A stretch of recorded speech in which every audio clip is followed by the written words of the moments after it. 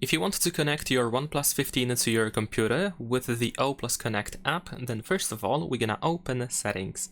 Now, in Settings, we should be able to find Device Connect, and then in here, we can choose PC.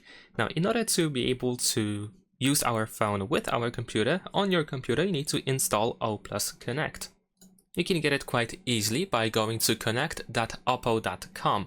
Over here you should be able to click on for PC, or you can hover over this arrow over here in order to find the download link for Windows or for Mac OS. Once you install and open the app, it's gonna look like this, and I can recommend you using the OnePlus account to sign into the account on the app over here, on both, of course, your phone and the app actually.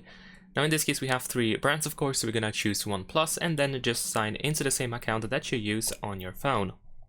And of course, although it is not really necessary to do so, it is recommended. There we go, we have signed in, so now we can search for the computer on our phone. So we're gonna tap on Add New Device over here, and we should be able to immediately find our computer. In my case, it also immediately connected. I didn't have to choose it. So this is why it is quite convenient to use the OnePlus account. So it is definitely much faster, and definitely there's better compatibility. And that is pretty much it. Now if we go back to our computer, we should be able to find our OnePlus 15R. We can of course go to Files, we can screencast, or we can toggle Content Sync over here.